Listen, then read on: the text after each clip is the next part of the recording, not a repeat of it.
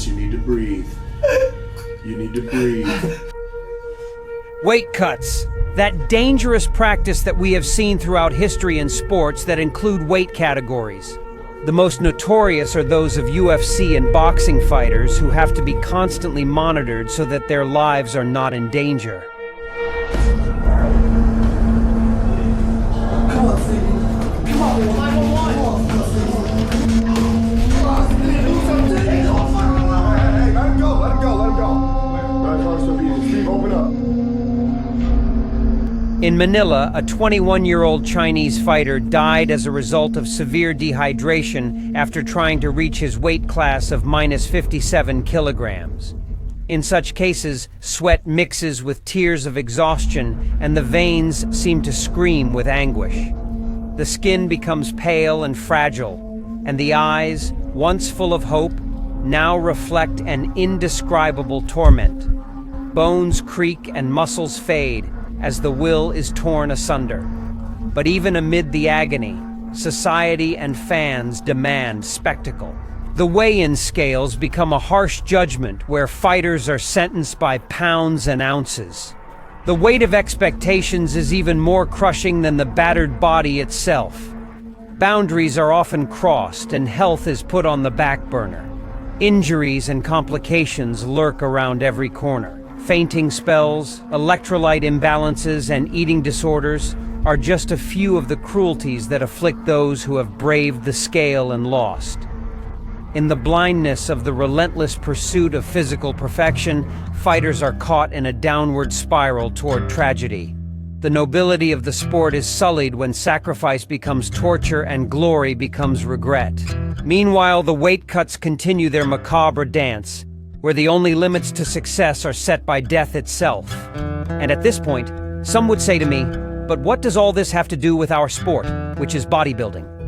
It is true that the dehydration practices that are done for one and the other field are totally different. The protocol is different, and the objective is clearly not the same. Precisely what bodybuilders seek is to maintain as much muscle mass as possible, while wrestlers go without fear of taking that muscle mass along the way. Undoubtedly a much riskier protocol. But despite this, in all sports where weight and height categories are included, there is a risk of reaching these deadly practices. Until now in the Mr. Olympia, the categories were open. No weight had to be reached on the scales. However, with the introduction of classic physique, the most booming category, in the last year we have already seen how two top competitors have had to resort to saunas, last-minute protocols and practices that have triggered dizziness, scares, and all the weeds that weight cuts bring with them.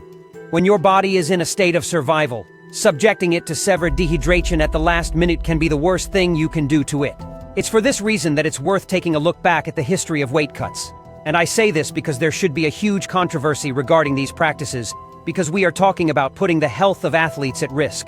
And if your profession already requires efforts, you will probably pay with years of life when we discover what is behind it. Well, but to get to those images of Ramon Dino walking down the aisle of Mr. Olympia with that skeletal face worried about not giving the weight, we have to know why these weight cuts are carried out. And it is that this practice lives its absolute radicality in the UFC. In the UFC and in many other contact sports, fighters carry out these weight cuts in order to enter a category below what would be their natural weight. This means that by competing in a lower weight class, they can have physical advantages in size over their opponents. They can come in with a bigger wingspan, bigger, stronger. Because let's remember that once you rehydrate the body, you give it back that glycogen. It's literally like bringing a dead man back to life. The point is that knowing all this, the practices were taken so far to the limit that the UFC has already had to study to regulate all this. And in case you didn't know, there are competitors who managed to lose 15 kilos in 5 days. Let's say that in those 5 days you are looking for a total diuresis of the water in your body. What do you do for that? The days farthest from the competition, you ingest quantities of water that are not salubrious. All this to stimulate this diuresis, that you begin to expel the liquids, and then make a reduction in water consumption, staying at 0 liters. And this is where those shocking images we see of competitors in saunas, ultra-hot water baths, where they look for that sweating to continue expelling water and water. Add to this plastic suit wraps, lots of intense aerobic exercise, raising your body temperature too high, and needless to say, doing this is fraught with dehydration. Among the consequences, we include impacts on cognitive function. You lose that alertness, that decision-making that can lead to dizziness, convulsions. There are many cases where we see competitors who go to the extreme, who become dizzy, lose consciousness, start shaking. In addition, there is a risk of renal failure. Lack of fluids can compromise kidney function. In addition, dehydration can decrease blood volume and lower blood pressure. So we are no longer talking about simple dizziness, we are talking about arrhythmias. Let's not even talk about the loss of physical performance. On those days, athletes are the walking dead. And to say this can remind us a little more of one of those preparations that bodybuilders take to the extreme, where in that unloading phase they are totally depressed and without energy. And taking into account that there are a multitude of protocols that each trainer uses his own, the point is that although in bodybuilding it is a slightly more progressive process, the goal is also to leave as dehydrated as possible so that there is no layer of water that hinders the vision between our skin and muscle. And here in bodybuilding is where we can see the abuse of diuretics. And this when you do it exogenously, where your body does not follow a natural process and accelerate the elimination of water, needless to warn about the risks that this may entail. We are no longer talking about all the negative consequences that other drugs involved in a preparation may have. We are talking about the use of the diuretic as such. Only the use of this one can lead you to all the above-mentioned consequences. Unfortunately, there have been many deaths of bodybuilders, and some of them we know the exact motives. Others leave doubts, but in the Mr. Olympia of the musician George Peterson, sure many of you will remember him. He appeared fainted, dead, in a hotel room. Many linked all this to the abuse of diuretics. It goes without saying that a person in this condition has to be under the watchful eye and supervision of someone who is with him. Let alone if you have to rush to get into a category, you play with the loss of fluid so accelerated. Perhaps the only positive news in all of this is that knowledge regarding these issues has come a long way over the years. In the past, bodybuilders used distilled water.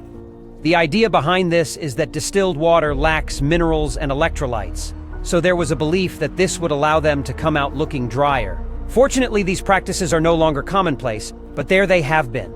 It is literally putting water into your body that flows through your veins without any mineralization. And this is where the controversy that can arise in bodybuilding today comes in. In classic physique, we already have a weight limit. Here we talk in detail about what happened to Ramon Dino, to this Mr. Olympia.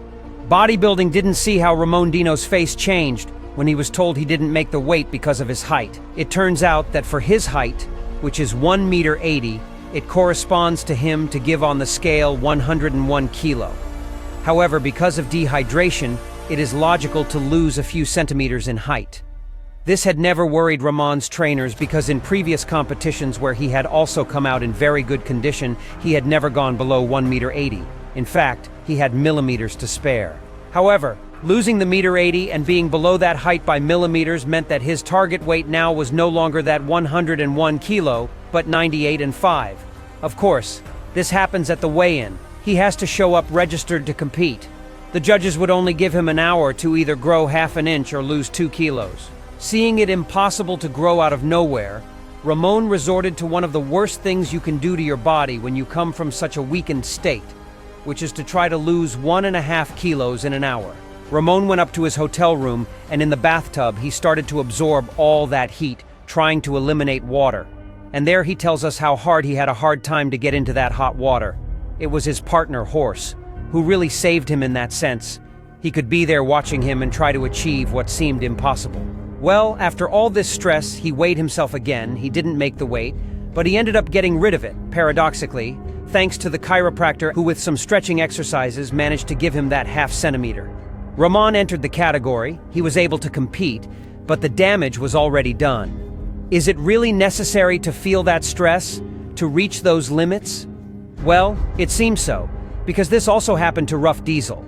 Bodybuilding did not see a Rough Diesel doing the impossible to get into the weight. He missed it by only half a kilogram. We're talking about last year's top 2 Ramon Dino and last year's top 2 Rough Diesel.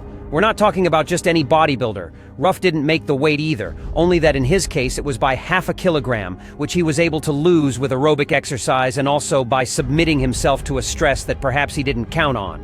And of course we have to talk about the case that we lived here more closely, which was that of Madelman. And when we have in front of us competitors with such a high level that they push the weight so much, that are so much at the limit of their category, it is normal to have difficulties when it comes to enter this category. What happens is that if you have already taken some measurements, you do all your preparation taking into account your official height as such. But this is not always the case. Madelman also lost height. His condition was such that, like Ramon, he lost some height. They give me 1 hour for good weight, please. I need to enter now. I pay, please. Vale, tenemos tiempo. Vale, lo vas a perder. Lo vas a perder. This happened at the Arnold Classic in the UK. Imagine going through a whole preparation, with what that implies, an extreme diet, to not go out to compete for a few millimeters, just a centimeter and a little bit. They give you a couple of hours of margin, you have to lose 2 kilos of weight. What do you resort to? What you know works is the extreme. Madelman, with a lot of persistence, managed to get into the hotel sauna. And this is where his girlfriend tells us that Madelman passed out 3 times. Now, by any chance, let's imagine that Madelman doesn't get to be accompanied, because this is how far these practices go against the clock.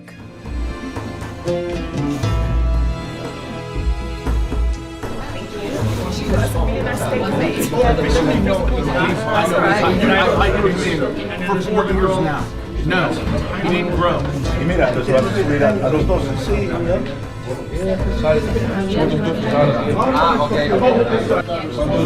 To say that in the case of Madelman there was not a happy ending, he could not enter his category, which forced him to move to a higher category, in this case, to the category of the 212 pounds, a category that a priori was not his. But let's put ourselves in the situation. A whole preparation behind, with what that implies that he cannot go out to compete. I know that in the case of classic physique it is not intentional, but what I mean by this is that these weight height limits bring these consequences. Consequences that have already been seen, and I would not talk about them if they had no solution. But in the case of bodybuilding, we are talking about a simple centimeter can ruin a whole preparation. A simple centimeter that often seems to go more with fortune or God knows what, than with a real planning. Given is the case of bodybuilders that we all know, who curiously every year change their height. We also have the case of championships where measurements are not taken strictly. This decision can mean the health of the athlete, it can mean a career. How has it come to the point that some suddenly look more and others suddenly look less? The solution seems very obvious to me. An official measurement, either when you become a professional or once every 2 years, but to have a real reference. Because the last thing we want is that in a sport where you already know, if you want to be with the top, it is very likely that you have to sacrifice years of life. In every preparation, your health is at stake, let alone if we put even more complications. Bodybuilding already has enough implicit consequences to now become the UFC. In the UFC with something that is totally avoidable. But without a doubt, I believe that we should never forget what is at stake. And no, it's not just a title. In many occasions, it is even lives. So gentlemen, I hope I have contributed something to this topic. I know that the comparison between some sports and others is not fair, but it serves to see the extreme that can be reached. So you've already seen it? I'll be happy to hear all your opinions in the comments.